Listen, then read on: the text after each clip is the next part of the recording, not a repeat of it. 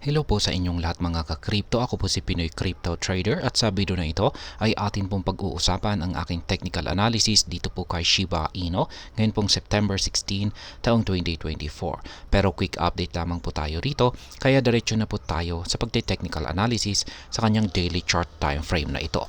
At ayan, base po sa aking previous technical analysis or sa mga projections dito kay Shiba Inu ay nasabi ko na kapag mababasag ni Shiba Inu yung ating minor support line dito sa 40 digits 1363 ay magpapatuloy po siya sa kanyang pagbagsak at posible po siyang umabot hanggang dito sa sunod na minor support line natin dito sa 40 digits 1263 at mukhang yan na nga yung tinatahak na trend nitong si Shiba Inu. Kaya ayan, just lamang po natin yan. Kapag nabasag po yan ay ayan po, magpapatuloy siya sa kanyang pagbagsak. Ngayon ay dahil sa nabasag na po yung ating minor support line na ito, ay update po natin yan. Gawin na po natin kulay green. Color coding po natin dito is lahat ng mga kulay green ay mga nagsisilbing mga resistance line. At lahat naman po ng mga kulay red ay nagsisilbing mga support line. Kaya ayan, bumabagsak na po itong si Shiba Inu. Ngayon ay kung makakabalik po siya rito sa itaas, ayan, kung makakabalik po siya rito sa itaas at muli po niyang nagawang basagin yung ating minor resistance line dito.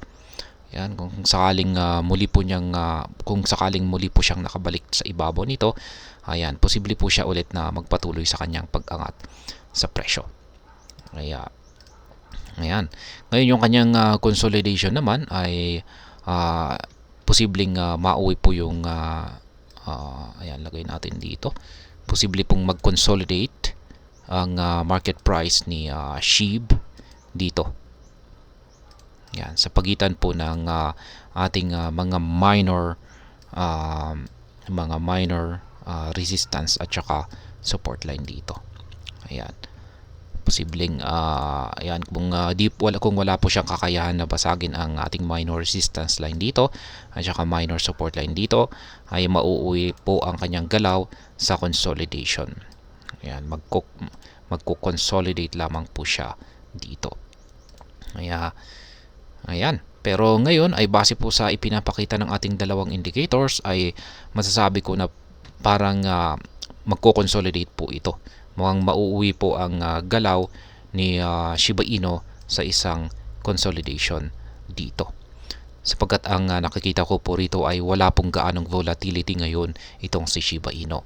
Mapapansin po natin dito na ang ating Hall Street indicator ay na-maintain po niya ang kanyang maliit na sukat ng kanyang pangangatawan.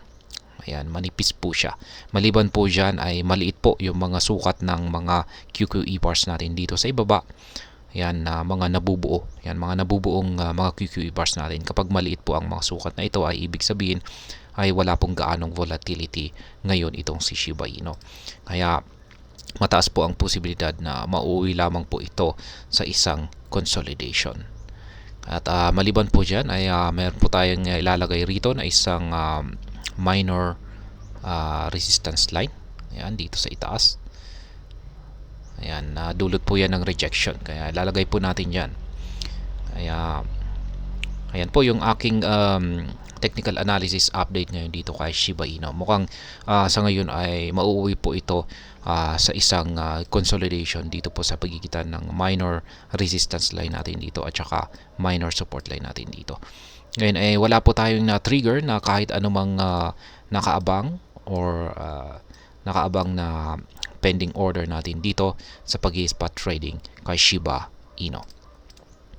At ayan, sa mga bago lamang po dito at check na lamang po ninyo ang description ng video na ito para malaman kung anong platform at mga indicators ang ginagamit ko dito. At hanggang dito na lamang po tayo sa video na ito mga ka-crypto. Marami pong salamat sa panonood. Ingat po tayo lagi at God bless po sa ating lahat.